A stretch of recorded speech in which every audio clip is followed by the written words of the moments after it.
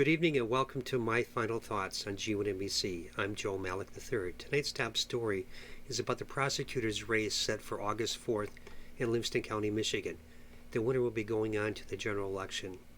Before that happens, I would like to talk to you about Bill Vailliencourt, who is also running for prosecutor and is also the current prosecutor in Livingston County.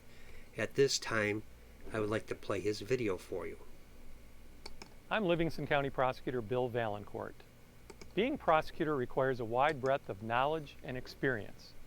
I've prosecuted crimes ranging from drunk driving to murder and tried cases before juries in district court and circuit court.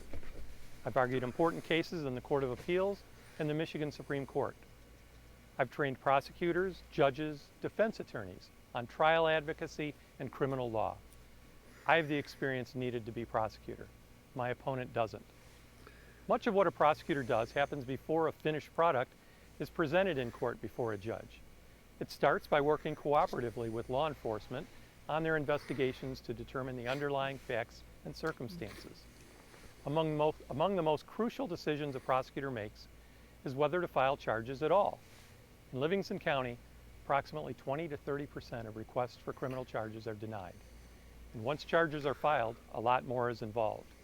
What to file, what charges not to file, how to best present the case in court. It includes consulting with victims, witnesses, and law enforcement. It means reassessing a case if new information is obtained. And it's determining how to resolve a case to best achieve justice for the victim and the community. Being prosecutor requires knowledge and experience that you don't get by just watching a case being presented in court. My 27 years of experience as a prosecutor making these decisions every day makes me the best qualified to continue serving as your prosecutor. Being prosecutor is not a retirement job. Experience counts. And I'd appreciate your support on August 4th in the Republican primary. Thank you. Well, you've had an opportunity to see his campaign video. Now, I would like to tell you a little bit more about Mr. Vailliencourt and his office. But first, I wrote an editorial about a judge several years ago here in Livingston County. And since then, I've still been covering the same case or story. The editorial went on about this judge that had an affair, tampered with evidence, and falsely put a man into prison. The judge was convicted of perjury and went to jail for 6 months and is out now, is on probation, and has to do community service work. Mr. Vailliencourt is well aware of this case because he's been involved with this case since the beginning, which started in 2008. I'm going to tell you a little bit about the case that deals with the double homicide.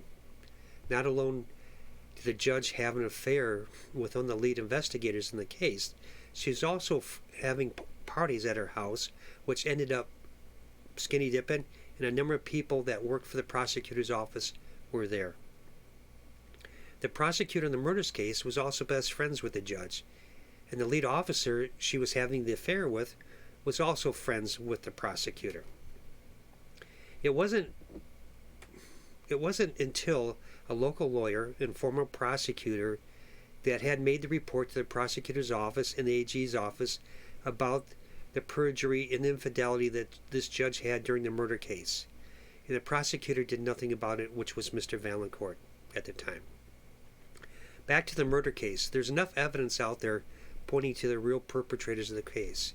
And if it was all was ever looked over, was because the lead investigator had gotten the confession. The confession didn't even meet the crime scene. The confession was made up by a confused person at the time it was taken. All parties went with the judge because she wanted to win and make her look good. Even the prosecutor's office and the law enforcement agencies did too. The crime scene clearly shows the confession does not match. During the first trial, the defense attorney tried to bring all information into court. There were some 27 boxes of information that could have been brought into the court systems. But since they had the confession in hand, the judge wanted to prevail in the case and use it for her own benefit. She knew how the system worked. Since they had the confession, she didn't have to present any other evidence within the court system to show that there was a different perpetrator. And as the case went on, the person was convicted on his own confession only and sent to prison. The son of the convicted man has been working diligently and trying for years to get the information back into the police hand so they could do a proper investigation of the real persons or persons that committed the crime. Let the truth come out about the crime, and if it does, it will show that the judge and the prosecutor had put an innocent man in jail, said the son, Jared. There's more to the story. Let's go back on track with Vailliencourt now. Some 12 years later, Mr. Vailliencourt has endorsed the judge for her re-elections every time. Plus, he does know that there could be an innocent man sitting in jail because of both of their actions. I did spend time, and I did talk to 2 different county official managers, and they both said that they would fire their employees if they were skinny dipping and having wild parties and knowingly put someone in jail of the proof that there could be a different perpetrator. And Mr. Vailliencourt was asked the same question. In his reply, he says, "That's an internal matter, Joe, and we'll take care of it." As of today, the man still is sitting in jail and fighting to have his confession removed as an innocent man because there is enough evidence out there pointing that there could be others. Plus, the same prosecutor that were skinny dipping and having parties with the judge are still working in the prosecutor's office. This is Joe Malik, and I'll be back with my final thoughts.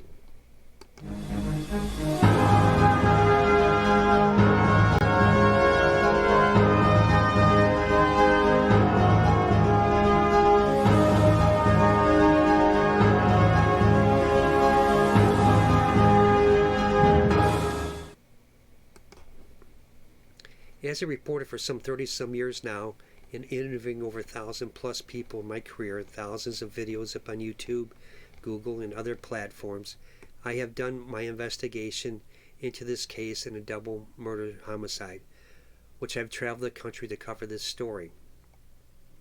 Plus having the opportunity to see files that weren't even allowed in the court systems, plus of all the prosecutor's office, which is still managed by the Bill Vailliencourt.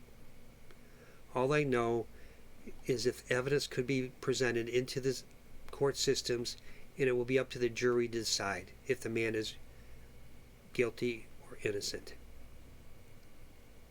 I myself will not be voting for Bill Vailliencourt. These are my final thoughts, and thank you and good evening.